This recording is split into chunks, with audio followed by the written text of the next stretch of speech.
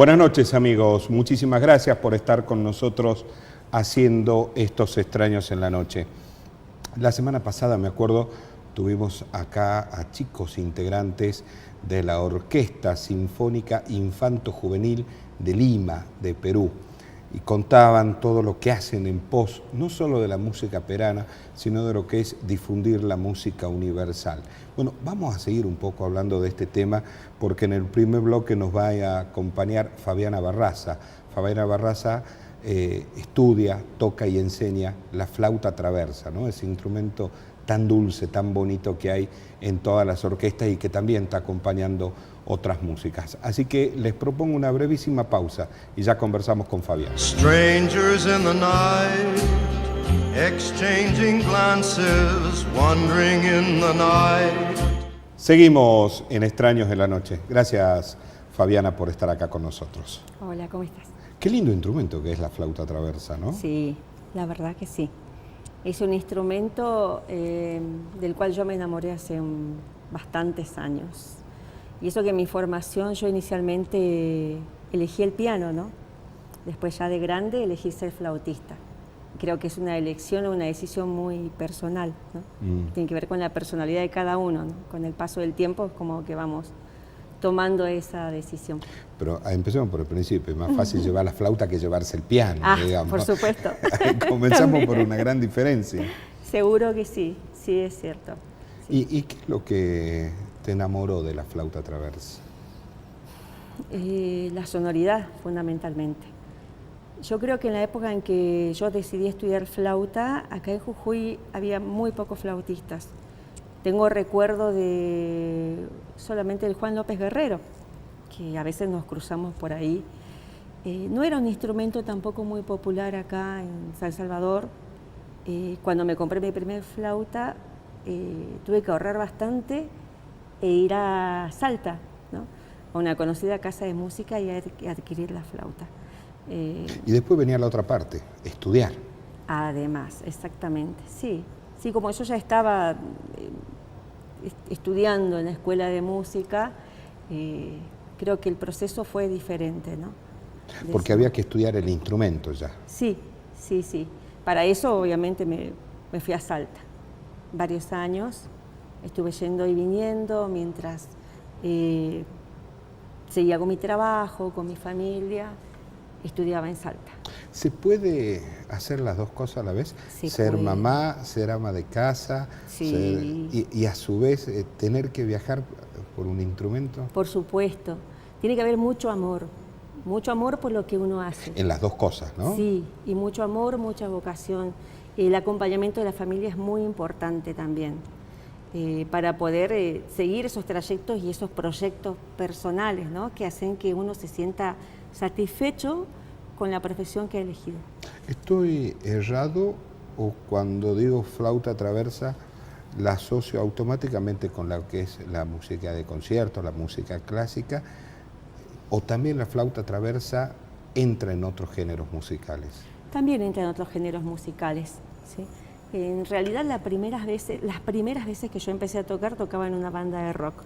¿En una banda de rock? Sí, teníamos una banda de rock con unos amigos de la escuela de música y bueno, tocábamos blues en ese tiempo. Pero el blues está buenísimo, pero con el blues me suena más el saxo que una traversa. Pero hacíamos covers de bandas muy conocidas argentinas y digamos dentro de los flautistas muy importantes para mí están el Mono Izarrualde, por ejemplo, que pertenece al ámbito del folclore. Claro. Ahora, es un referente muy importante. ¿Y ahora en qué proyecto estás con esta flauta traversa? Y ahora estoy transitando ambos caminos, ¿no? Esto que me preguntas creo que tiene que ver también con los recorridos que fui haciendo. Pertenezco a un trío de cámara de la Universidad Nacional de Jujuy, junto a Federico Geriboni y Carlos Palacios. Con ellos hicimos hace poco una gira difundiendo la música del maestro Ricardo Vilca. ¿Qué tocan los otros chicos? Federico toca guitarra y Carlos Palacios toca el violonchelo. Con Karina Churquina Miranda tengo el proyecto del dúo de piano y flauta. ¿Ahí sí es música académica? Ahí sí hacemos música académica. Con Karina hacemos una música hermosa. Hemos empezado el proyecto del dúo hace como 3 años haciendo música de Debussy. Una música hermosa que estamos en este año en el centenario de Debussy, del nacimiento, así que en el bicentenario. Así que con Karina iniciamos, me acuerdo en ese tiempo, haciendo música de Debussy y ahora estamos haciendo un proyecto muy hermoso que es poder hacer música del nacionalismo musical argentino, ¿no? Todos los compositores que a principios del siglo XX se inspiraron en aires folclóricos como Alberto Ginastera, Ángel Lasala, Carlos Guastavino. Yo no sé si Ginastera o Guastavino los podríamos considerar como lo máximo que tuvo la expresión musical argentina. Cada ¿no? uno tuvo una beta importante y diferente en su aporte a la música argentina, ¿no? Porque Guastavino eligió ser un poco más fiel a lo que es la fuente folclórica. En cambio, Ginastera tuvo más vuelo, tuvo mucho más vuelo a nivel armónico, a nivel estructural. Ginastera tiene sinfonías. Sí, en este momento también los chicos de la orquesta están haciendo el malambo de la suite de Ginastera y una danza también, estancia. Y realmente tocar esa música es muy, te eriza la piel realmente. Ahora, muy rica. Para empezar a ejecutar, ¿no?, un instrumento como la traversa, antes de incursionar en el blues, en el jazz o en esta música del nacionalismo argentino, ¿hay que sí o sí pasar por los clásicos, Beethoven, Mozart, etcétera, etcétera? ¿O no hace falta pasar por esas etapas? Es relativo para mí. Yo creo que lo que se puede hacer es ir tendiendo puentes. Justamente esto que vos me preguntás, me ocurría, tengo una anécdota del día de ayer de una clase con un alumno, que yo le preguntaba, ¿y qué estuviste tocando? Porque no nos habíamos visto por unos días. Y bueno, estuve tocando la baguala que usted me dio, me dice, y después, bueno, la otra música, me dice, la otra música, esa de Bach, me dice. Ah, la de Juan Sebastián, le digo. Entonces nos pusimos en un principio a escuchar y a entrar en ese mundo. Yo creo que se trata de pensar en pequeños mundos. Hay que pensar en mundos. ¿La música son mundos. Pequeños mundos? Sí, sí, son como reflejos de los lugares a donde pertenecemos nosotros y podemos ir estableciendo lazos y conexiones e ir y volver conociendo cosas que nos van hermanando. Entonces, creo que es entrar y abrir la puerta para permitirse conocer otra música, ¿no? Entrar en el mundo, en lo que fue la idiosincrasia de Beethoven, en el romanticismo, que tiene muchas cosas emparentadas, ¿no es cierto?, con lo que es la vida interna o personal de un artista, ¿no? Las tormentas del ir y venir. Creo que se trata de darse permiso. Pero, a ver, yo voy por este lado, ¿no? Sí. Si escucho el Va Pensiero de Verdi, sentado en el Teatro Mitre, me voy a conmover, Sí. porque es una obra maravillosa. Y yo creo que si el Guanuqueando va al Teatro de Roma, la gente que esté sentada en el Teatro de Roma se va a conmover con la música de Vilca. Así es, porque tiene ese toque de universalidad. Eso es lo que tiene de particular la música de Ricardo, ¿no? Ese toque de universalidad que hace que pueda conmover aquí o en otro lugar, que era la principal, yo creo que la principal incógnita que teníamos cuando salimos con la música de Ricardo al nordeste de Brasil. No sabíamos cuál iba a ser la respuesta realmente. ¿Y se conmovieron? Sí, fue realmente una recepción del público brasileño, ¿no? Y bueno, de los residentes argentinos que también nos recibieron allá. Realmente tiene ese carácter universal. Y esto es un desafío para la gente que compone música, ¿no? Seguro que sí.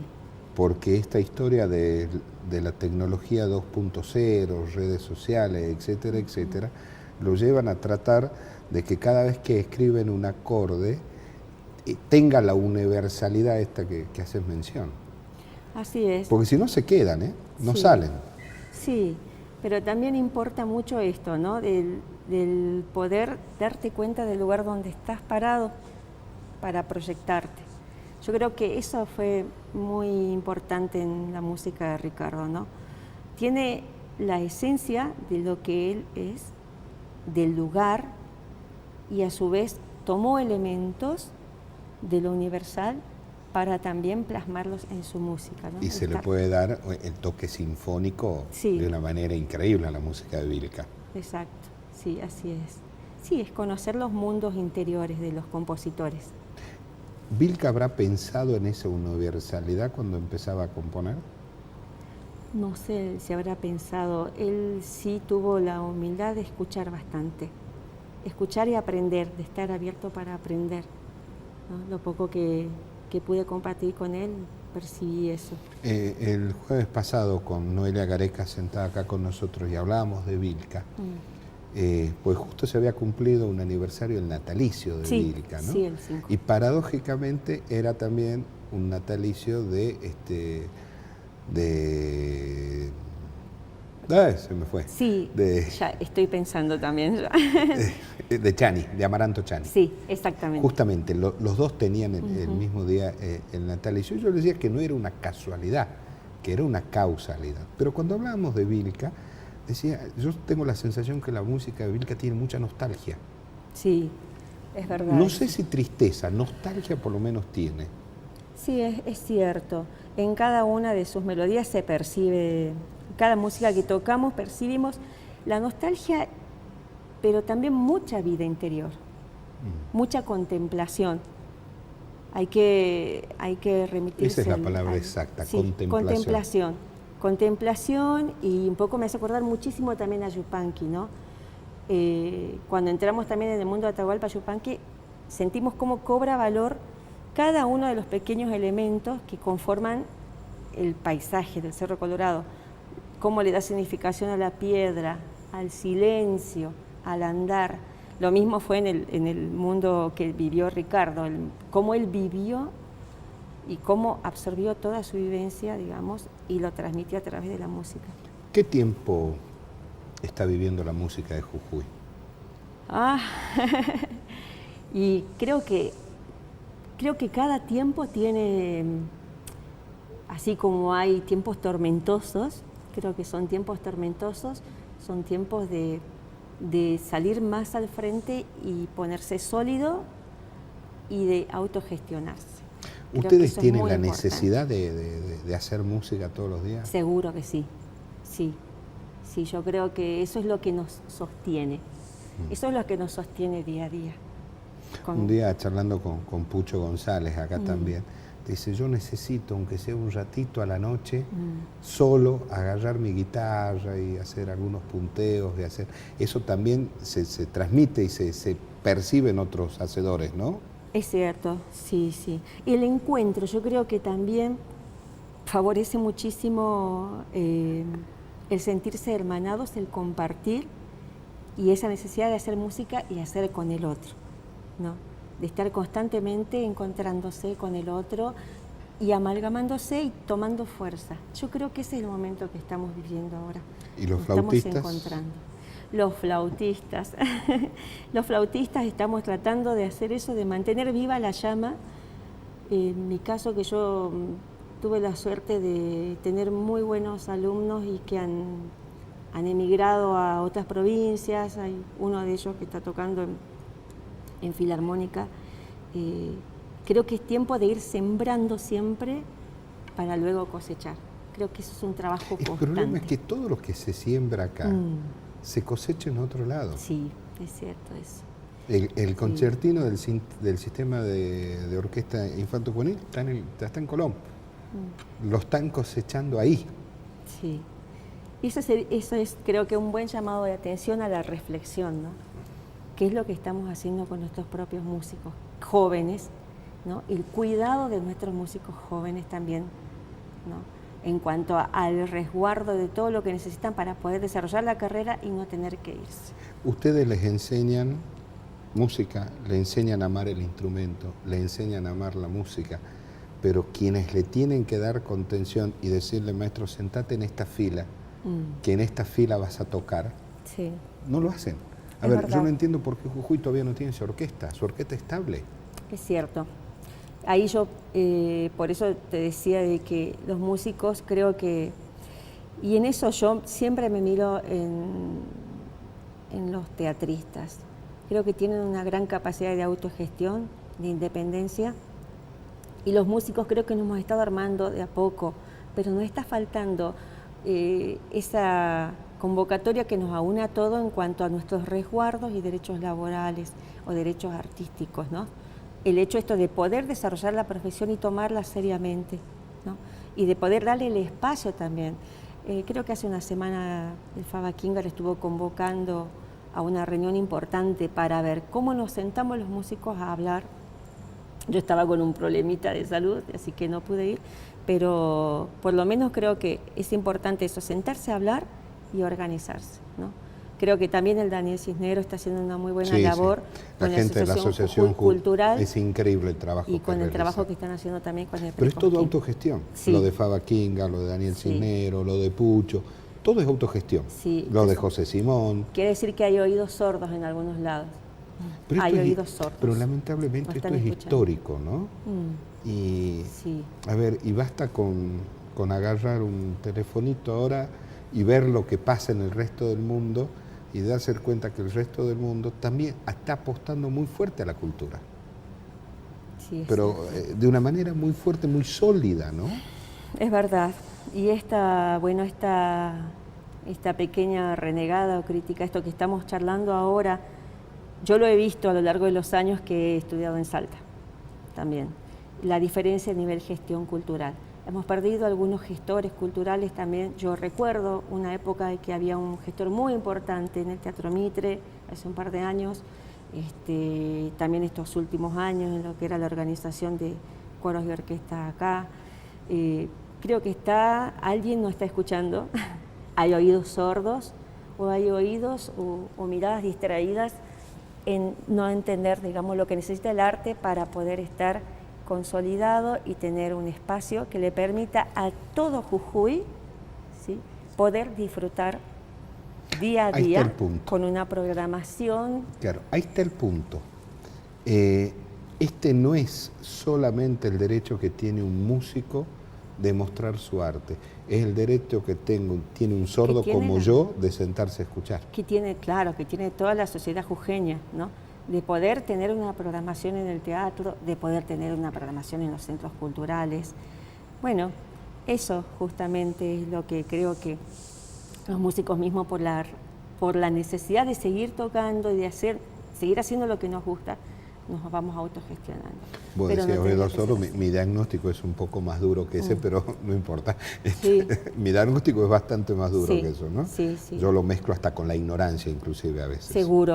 Seguro que sí, más vale que sí, porque creo también, y ahí pienso en esto, ¿no?, que los músicos también tenemos que como que empezar a plantar bandera de los derechos que nosotros necesitamos, ¿no?, de los espacios que necesitamos, de los resguardos que tienen que ver en cuanto a la profesión, y hay mucho desconocimiento, creo yo, de cómo se organizan programaciones, de la diversidad que se tiene que ofrecer, me refiero a nivel gestión, ¿no?, y de que se pueda dar esa igualdad para todo el público jujeño, para las diferentes regiones, ¿no? Que todos tengamos la posibilidad de acceder Así a la es, música, así es. de acceder a la plástica, de acceder a una obra de teatro, de acceder a una cuentacuentos. Y eso tiene que ver con políticas culturales que promuevan eso, que sean abiertas.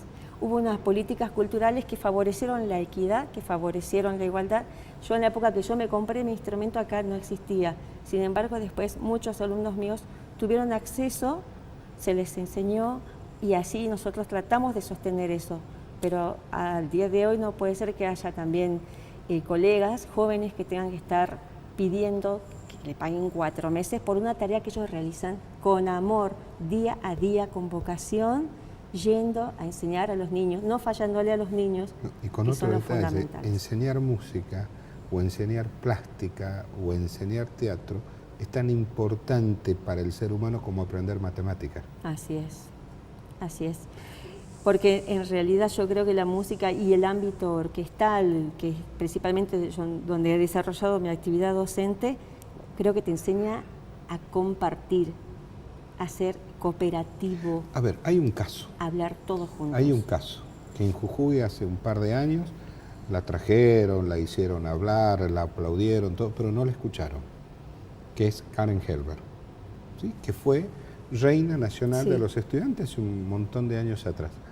Esta señora es una científica de nota del Instituto El Balseiro, sí. Pero tiene otra particularidad, toca el cello en la orquesta de Bariloche. Ah, mira. Y ella ponía en el mismo plano el aprender la física y aprender el arte. Decía, no pueden ir divorciados, decía. Los chicos tienen que aprender las dos cosas, tienen que aprender a amar las dos cosas. Está bien que no tenga talento, puede ser que no tenga talento para tocar el cello, pero tiene que saber apreciar el sonido de un cello, de una guitarra, de una flauta, pero de además, un corno, claro, de lo que fuera. Y además el talento se desarrolla, ¿no? Según el pensamiento de Shinichi Suzuki, todos tenemos talento. Hay que desarrollarlo. Tácheme de esa lista. No, hay que desarrollarlo, hay que generar el ambiente, hay que generar el contexto entre el niño, la casa, el padre, el docente que guía. Yo creo que eso fue uno de los grandes aciertos de pensar que él pensó la música como el lenguaje materno, como algo que el chico tenía que tener derecho y acceso naturalmente, así como aprende a hablar, aprender a tocar. Ahora te pongo en tu rol de docente, ¿no? Sí. ¿Cómo lo convences a un chico de que empiece a amar la música? Con mucho cariño y creo que es con mucho asombro, con mucha pasión también, jugando a través del juego, enseñándole a escuchar también, fundamentalmente. Creo que eso es lo más importante que tiene la música, aprendemos a escuchar y dialogar con el otro. Alguna vez yo decía, lamentablemente yo de música no sé nada. Y él me decía, no, tenés que ir a escuchar, no a otra cosa. Y disfrutar. Y disfrutar. Dice, no ganás ni perdés nada si sabés si es la primera, la quinta, el tercer movimiento o el cuarto. Claro, y estar Entonces, dispuesto. escuchar. Sí, es esto que te decía al principio, ¿no? Darse la posibilidad. Tenemos que darnos la posibilidad de disfrutar, ¿no? Y de poder conocer y entrar en otros mundos, ¿no? Y de ir y volver. Cuando me decías si la flauta era solamente del mundo académico, y yo creo que entré por ese mundo, pero también conocí otros grandes flautistas de otros mundos, como Jan Anderson o como el Mono Izarralde que te decía, que realmente son muy pasionales y transmiten muchísimo dentro de otros estilos. Entonces creo que se trata de eso, ¿no? De darse el gusto de poder abrir la puerta y disfrutar. A ver, yo voy a plantear de otro punto de vista dónde estamos. ¿Tenemos quien enseñe corno? Ah. ¿Tenemos quien enseñe fagot?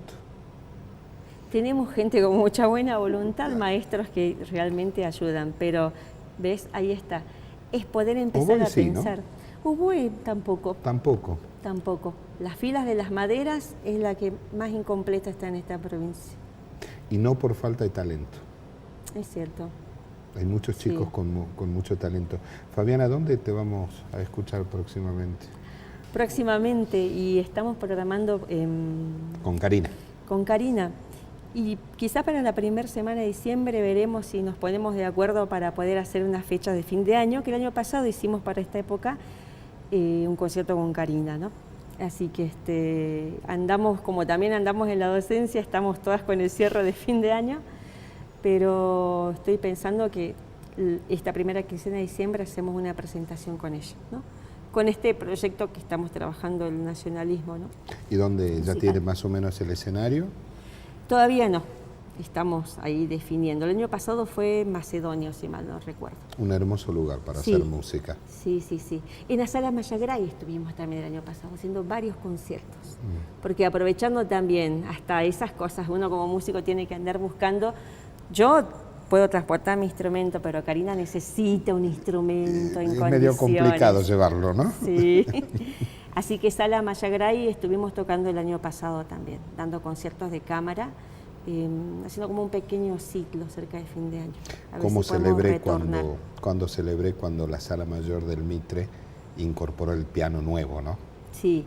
En pero- ese que tocó la bandera, que es... Claro, y que necesitamos también, de algún modo, que haya una programación, un espacio abierto. Que suene más ese piano, ¿no? Seguro, seguro Que que, es un sí. lujito ese piano, Seguro ese que sí. piano donado por la gente de Mozarten. Fabiana Barraza, muchísimas gracias por haber... Muchísimas Y esperemos gracias, que se empiece a llenar cada vez más la fila de las maderas. Seguro que sí, sí. Pues para insisto, enriquecer. talento sobra. Es verdad. Muchísimas gracias por No, habernos te agradezco a acompañado. vos por la invitación. A ustedes les propongo una pausa y ya seguimos haciendo Extraños en la Noche.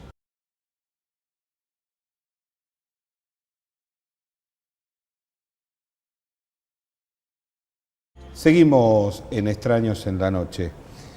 Acá vamos a hablar de música, vamos a hablar de plástica. El programa pasado también hemos hablado todo el programa de música, así que le volvemos a dar espacio a los artistas plásticos jujeños. Tomás Bri, muchas gracias por estar acá. Muchas gracias a ustedes por invitarme. Estaba viendo alguna de tus obras, ¿no? Y hay una que me quedó ahí, Los Leones de Ciudad de Nieva. Sí, sí, bueno, Los Leones, ese fue una pintura que planteé para el Salón de Escribanos, que me pareció interesante, digamos. Yo me crié, me formé en Ciudad de Nieva, digamos, nací ahí. Y Mirando todos los días los leones. mirando todos los días los leones, me habré trepado en la infancia a los leones, cuando todavía estaban mucho más descuidados. Que no te escuche Silvia Rey Campero porque le da un ataque. Era una cosa que los chicos vivíamos ahí arriba. Pero también con esta cuestión de la niñez, ¿no? De no tener la idea de lo que eran esos y lo que representaban esos leones. Cosa que me parece que con el tiempo Sí, eso se ha te iba a ido decir, ¿no? revalorando mucho y se ha ido trabajando mucho en la puesta en valor. ¿No? Y vos decís, y ahora en retrospectiva ves esos leones y sabés que ahí estuvo el cincel de Lola Mora, ¿no? De Lola Mora, nada menos. Nada menos, ¿no? Sí, sí. La verdad que se ha hecho un trabajo muy importante desde la municipalidad, restaurando y trabajando y dando valor A estos leones los pintaste porque te recordaban a tu infancia. Tenía que ver también, bueno, porque ahí como están planteados como en ese tiempo, no hay rejas, no hay una serie de cuestiones que ahora están, digamos, entonces no son los leones actuales en realidad. No hay reja y hay otros colores. Hay otros colores, está la piedra laja, son como yo me acordaba que estaban en la niñez. Y creo que en la obra, en lo que yo hago, me remito mucho al recuerdo, a vivencias, a algunas cuestiones que las voy plasmando de interpretaciones mías, no necesariamente de realidades, sino que... Ahora, estoy viendo algunas obras tuyas, ¿no? Veo mucho negro, ¿no es cierto? Los fondos siempre son claros, ¿no? Uno puede distinguir que hay el fondo, pero siempre hay un toque de un color fuerte, un color que me golpea, ¿no? Sí, sí, la paleta ha ido cambiando en el tiempo. El jujeño siempre ¿A qué debe ese cambio en la paleta, en el caso de un artista como vos? Digamos, como formación y trabajo, yo en Jujuy, la paleta del jujeño siempre es muy colorida. Siempre tiene como una impronta ya el color, si no es desde la quebrada, es desde Yunga. Desde Yunga siempre llega el flúor, siempre llega el carnaval, siempre llega una interpretación y siempre el artista jujeño es conocido afuera por el color. Siempre tiene como una identidad, le brinda el color. El tema conmigo es que como artista, digamos, yo me formé en el Colegio Salvador, yo estudié ahí, mi profesor era Carlitos Luna, y hice todo desde el jardín hasta la secundaria ahí. Nunca tuve una formación artística de escuela o de ir a una escuela de arte o de hacer el profesorado de arte. Yo en realidad fui a un colegio católico y de ahí emprendí a Tucumán. Humanista. Exactamente. Y de ahí El arco cromático, el cubo en perspectiva y se primario, secundario, terciario y ya está. terminó el repertorio. Exactamente. Y fue en Tucumán donde yo me comienzo a formar y comienzo a indagar sobre los artistas jujeños, pero a verlos desde otro lado. En realidad no me llevé nada de Jujuy cuando me fui a estudiar, porque no tenía mucho contacto con los plásticos jujeños. Y en Tucumán conozco... Pero ya sabías que el pincel y el lienzo era tu... Carlitos se encargó de eso. Carlitos Luna siempre ha sido como el que pinchaba y sabía que yo en un momento ha despertado esa cuestión. Yo los primeros 3 años en Tucumán estudié psicología, me iba por ese lado. Y la verdad que cursé hasta tercero y había algo que no me terminaba de cerrar y yo siempre pensaba, decía, bueno, yo me recibo de esto y después no sé qué hago porque no era lo que a mí me llamaba. Hasta que, bueno, tomé la decisión, diálogo familiar, explicar, decir, bueno, mira, yo necesito empezar esto y retomar lo que yo en un principio tenía, que era la plástica. Ahora, vos que sos formado universitariamente, ¿no? ¿Cuánto hay de técnica, cuánto hay de formación universitaria y cuánto hay de talento en cada una de tus obras? Bueno, yo el talento siempre lo he visto como algo que de todas formas hay que trabajarlo y explotarlo. Y hay también mucho de formación. Yo lo que destaco mucho de la Facultad de Arte de Tucumán, y que me parece que es una de las facultades más fuertes en ese sentido, es el taller. A mí me encanta el taller, me encanta pintar y dedicarme el tiempo a la parte técnica, al trabajo en el dibujo, al trabajo con el color, a pensar la idea, a pensar el trabajo, a pensar el proceso. Y creo que eso es algo que toma tiempo, digamos, demanda de un tiempo. Hoy en día, digamos, la Facultad de Arte tiene un taller que va desde las 8 de la mañana hasta las 1, 2 de la tarde, en donde los chicos están toda la mañana en el taller. Y eso es muy interesante porque el poder dialogar con otros artistas, el tener los grupos de artistas pintando ahí, te permite generar una imagen que en realidad está armada por muchos vínculos, por muchos disparadores, digamos. Entonces, ahí vuelvo voy a replantear la pregunta. En un lienzo ya terminado tuyo, ¿cuánto hay de inspiración y cuánto hay de método? Y yo te diría que de inspiración un 30, un 40, que es también algo que surge, pero el resto creo que tiene que ver con un proceso, algo que se va logrando, digamos.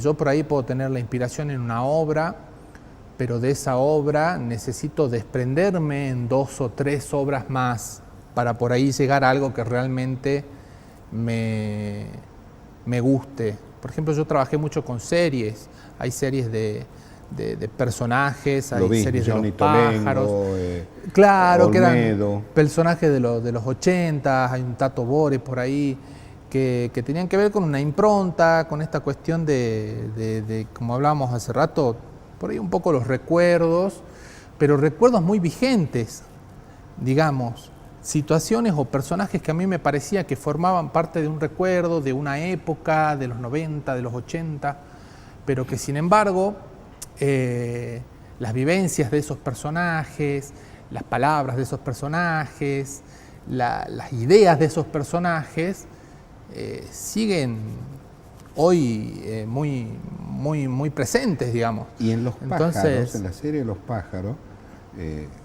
cuando los ves los pájaros son los mismos pájaros que podés ver en Plaza Ciudad de Nieva o en el Parque San Martín. Sí. Son esos pájaros, no son otros. Sí, no es un papagayo de cola no sé cuánto que acá no existe. Claro. Sí, hay con los pájaros me tomé libertades, han sido como trabajar el pájaro desde el personaje simple, ¿no? Desde el pájaro como una idea. En la obra, yo por ejemplo trabajé una serie que era sin cabezas. Personajes que no tenían una cabeza, eran solamente las vestimentas y esta cuestión. Y esos personajes eran como una excusa para contar cierta referencia. En este caso los pájaros comienzan siendo simples pájaros para después ir de a poco tomando cierta personalidad. Algunos pájaros ya tienen vestimentas, algunos pájaros ya forman parte de un mensaje, y el pájaro pasa a ser un segundo plano, pasa a ser como un personaje de libertad, entre comillas. Yo siempre lo asocié al pájaro ave pasa a ser un vehículo para decir otra cosa. Para decir otras cosas. Entonces eso me parecía también algo que pude ir buscándolo en un proceso. Porque primero cuando yo arranqué dibujando los pájaros, lo tomé como un ejercicio para trabajar algunos colores y tintas y ver qué es lo que salía. Y a la gente le pareció qué lindo los pájaros y qué... Pero para mí seguían siendo pájaros, digamos, situaciones que empezaban y terminaban. Ahora, tus trazos, tu paleta, ¿de qué están hablando hoy? Y hoy trato de relacionarme con este entorno, no sé si caótico, porque ya hasta lo caótico tiene cierto orden, pero trato de mostrar una impronta joven. Trato de mostrar una paleta que se desprenda de lo clásico, que tal vez tenga que ver con el diseño, con otras ramas que también están muy presentes y que yo las vivo muchas veces desde mi trabajo, desde toda esta cuestión, el bombardeo de lo mediático, de salir al centro y ver estos carteles y promociones y propagandas que están todas diseñadas a partir de paletas específicas que van buscando el ojo de la persona. Ver, y capaz que sentís a veces lo mismo que algunas veces siento, ¿no? Que nos invade el mal gusto. Sí. Es como... Nos invade una cosa que y no sé cómo se frena. Sí. Bueno, es lo cotidiano, digamos, lo que nos toca. Entonces, eso forma parte también de la obra muchas veces. Para mí, la tarea cotidiana y la tarea como artista son dos cosas que me cuesta muchísimo a veces unir. Mi trabajo en sí, como gestor, es hacer que los artistas puedan mostrar su obra, estar a cargo de un centro cultural. Trabajar con los artistas, generar la muestra, generar el espacio, generar un diálogo con ellos, de que puedan mostrar su obra. Por ahí deja en segundo plano el poder elaborar y crecer y trabajar sobre mi obra. Hay como una cuestión ahí que soy muy respetuoso en ese sentido. A ver, lo digo en sentido figurativo. ¿Qué es más difícil para vos? Y esto lo digo figurativo. ¿Tener la corbata de gestor o el delantal de pintor? Y en este momento es más difícil tener el delantal de pintor, por una cuestión de tiempos. Como te digo, soy un artista que le cuestan los procesos, que le cuesta la constancia del sentarse a pintar. Me encanta, pero en estos momentos el trabajo y lo cotidiano es lo que va liderando, digamos, el día a día y el que va poniendo... ¿No corres el riesgo que todos los problemas, todas las cuestiones que cada uno tiene en su trabajo, y vos en el tuyo también, obviamente, se plasmen de alguna manera en el lienzo cuando llegas a tu casa a la noche? Y lo hacen, en muchas situaciones lo hacen, pero también ¿hay está alguna ahí manera? el ver cómo canalizar. No sé si despegarme o más bien canalizarlo. Cómo llevo ciertas situaciones a una pintura. Las últimas que estuve haciendo tenían mucho que ver mis hijos, por ejemplo. Trato de usarlos de modelo, trato de refugiarme en ciertas cuestiones del juego y de tomar las cosas buenas de lo cotidiano. Entonces eso creo que también me lleva dentro del trabajo y el del volcar ciertas situaciones a hacer como un cable a tierra ahí y filtrar ciertas cosas en la obra. Cosas que por ahí tienen que ver con lo cotidiano, con lo político, con lo... O sea, entiendo que algunas veces tenés el delantal y abajo la corbata. Yo creo que va por ahí, sí, yo creo que detrás de la obra siempre hay como una cuestión de lo cotidiano, que por ahí los que ven la obra dicen, mirá, está por ese lado, y más los que saben el trabajo que realizo desde la gestión, saben que no soy un artista que produzca en gran cantidad, pero que sí estoy produciendo y enviando. Por ejemplo, los últimos 2 años que yo estuve trabajando en Culturarte, desde ya que no hice casi ninguna muestra en la provincia, fue solamente el año pasado una muestra en el Tizón por una invitación que tuvimos con el Ale López. Una muestra colectiva fue, una ¿no? muestra colectiva. Y después la verdad que no desarrollo mi pintura acá en Jujuy, pero sin embargo estuvimos con muestras en Tucumán, en Buenos Aires, en Salta. El año pasado quedé en el Salón Belgrano, y voy como abriéndome los caminos en otras provincias y buscando otros espacios, también como una forma de mantenerme activo como artista, de seguir presente con la obra, de seguir, porque es algo que lo necesito, digamos, necesito esta cuestión de no desprenderme del taller, de no desprenderme ¿El taller está en tu casa? El taller es mi casa, ahora el taller es mi living, digamos. Yo trabajo desde que me vine de Tucumán para acá, tengo un espacio mucho más reducido. Ya no es la vida de estudiante, digamos. Yo cuando vivía en Tucumán, departamento para uno, taller, todo junto. Y bueno, esos cambios vinieron mis hijos y toda la cuestión, entonces los reyes del espacio son ellos, digamos, nosotros quedamos como en segundo plano. Pero la verdad que ha sido un cambio lindo, dentro de todo lindo, porque me enseñó muchas cosas también, y cosas que se van volcando a la obra, cosas que Yo estoy viendo algo en los plásticos jujeños que también se manifiesta en otras provincias, que quizás vos en tu rol de gestor también lo podés ver, ¿no? Los artistas plásticos ya han salido del corset de tener que colgar en la sacralidad de un museo, y ahora se suben a un escenario con un músico, y mientras el músico toca ellos pintan, o van a la Plaza Vilca y en la Plaza Vilca muestran y pintan. Sí. Está buenísimo eso, ¿no? De Sí, romper sí, esa sí. sacralidad, ¿no? Sí, yo creo que sí. Yo creo que, a ver, yo hace un tiempo me hicieron también una entrevista sobre el tema, pero que creo que apuntaba más a otras cuestiones. Los plásticos en Jujuy, y volviendo a esto de las modas, han abierto y han hecho como una expansión del campo. Ya el artista no es el que está encerrado en el taller, sino también el que sale y puede fusionarse con otra disciplina y participar. Y esta gran explosión que tuvo la pintura en vivo, que muchos artistas han ido como sumándose a esta experiencia de la pintura en vivo.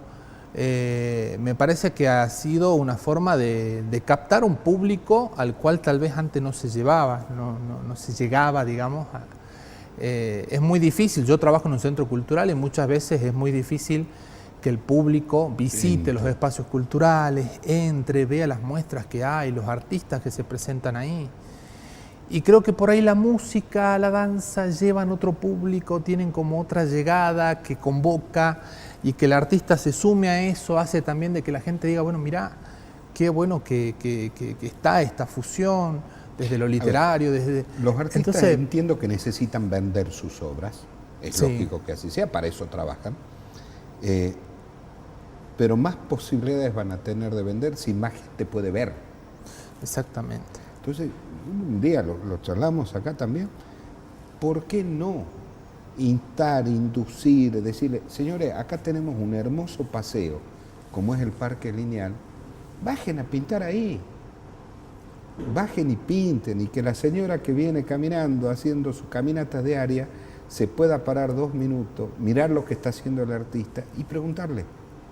Sí. Y empezar a conocer, ¿no? Empezar a difundir de esa manera, de las maneras informales, saliendo de la sacralidad de los museos y sentándose en una plaza.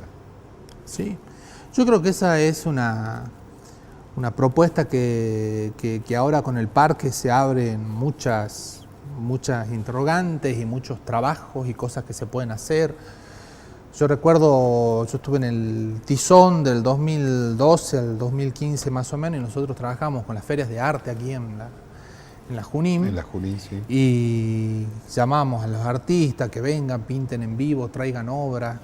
Y la verdad que los artistas se prendían, les parecía algo muy, muy lindo. Me acuerdo noches que iban a pintar a Macedonio Gras, en donde también se pintaba en vivo, y la verdad que el público había como un ida y vuelta, había una devolución muchas veces. Y como te digo, el artista, lo que creo que hace falta en Jujuy es que nos pongamos de acuerdo, que vayamos todos hacia el mismo lugar, que tratemos de sumar, ¿no? Cosa que muchas veces todavía nos cuesta. Nos cuesta esta cuestión de decir, bueno, a ver, nos reunamos para apuntar todos hacia el mismo lugar. Creo que todavía estamos cada uno en su tarea, cada uno en su taller, cada uno con sus propuestas y cuestiones muchas veces de ego que van surgiendo y es natural. Y que sí, obviamente están en todos lados. Pero creo que lo interesante es que comiencen a generarse estos grupos, estos proyectos grupales, colectivos, que de a poco en Jujuy se están formando, están haciendo movidas muy, muy interesantes. Y creo que en ese sentido el poder unirse con otras disciplinas es algo muy interesante. Tomás, cuando entra una persona en la galería y hay un cuadro tuyo, ¿qué querés que vea? ¿Qué te gustaría que vea ese señor? Yo simplemente es muy bueno cuando la gente se detiene. Yo creo que cuando una persona se detiene y ve la obra, más allá de lo que puede interpretar o no interpretar, que eso siempre queda a la libertad, ¿no? de cada uno, creo que la gente se tome el tiempo, lo pueda ver, lo pueda discutir, pueda opinar. Es eso lo que me gusta, ¿no? Que pueda generar algo, que no pase que lo vio y ya está, fue una pausa y siguió. Cuando puede dejar algo, cuando se lleva una sonrisa, se lleva algo ahí que entendió o que pasó, ese vínculo con la obra creo que... es secundario lo que... Si el espectador, el que se paró delante de una obra, en realidad no ve lo que vos has querido mostrar. ¿Eso es fundamental para un artista o al artista le alcanza con decirlo en su obra? Para mí no es fundamental. ¿Pero por qué? Porque creo que el artista, si cuenta todo de forma literal y con toda la idea de que la persona lo entienda, la obra queda vacía, digamos. La ve, se entendió, se fue. ¿Le gustó o no le gustó el mensaje? En cambio, cuando la obra deja un interrogante o deja una forma de pensar que puede ser no la del artista, pero que al observador le generó cierta sensación o la completó de cierta forma, creo que eso puede abrir más las miradas, ¿no? Y abrir un debate o abrir una Yo no sé cuestión. hacer una O con un vaso. Me da un vaso y llega uno, no me sale, no hay forma. Pero a veces me paro delante de un cuadro, lo miro, me gustó, no me gustó, está lindo. Pero si a los 3 días me vuelvo a parar, le descubro un trazo nuevo. Sí. Si vuelvo a los 10 días, le voy a descubrir otro trazo nuevo. Eso es la esencia de una obra, es esa, que cada día, Sí. cada vez que se pare, le descubra algo nuevo. Sí, y creo que ese es un gran consejo para una persona que quiere comprar una obra. Hay veces que los compradores también es necesario que sean formados. ¿En qué sentido? Vos vas a comprar una obra de arte que la vas a ver todos los días. y todos los días esa obra también te va a mirar a vos, digamos, y todos los días va a haber un diálogo entre esa persona y ese artista. Si esa persona compró la obra, la vio, le gustó, la colgó ahí y después se olvida de que esa obra está ahí, es un adorno, creo que el mensaje pasa a ser otro, digamos. Pasó a ser un objeto. Yo tengo todavía los recuerdos de mi padre, a veces llegar a la tarde a su casa y estar sentado en un sillón mirando un Ramiro Dávalos, ¿no? Sí. Y yo en un momento decía, pero ayer lo estaba haciendo lo mismo. Y después me di cuenta eso, ¿no? Que cada vez que se sentaba y lo miraba, algo nuevo le descubría. Se genera un y vínculo. Quizás le descubría algo que no está en la pintura, que él se lo imaginaba. Sí, que está detrás. Que está detrás. Sí. Tomás, muchísimas gracias por habernos acompañado. Fue una hermosa charla. Muchas gracias. Muchísimas gracias a ustedes. Tomás Bri nos acompañó. Los invitamos para el próximo jueves que nos acompañen a hacer otros extraños en la noche acá en la señal de Canal 2.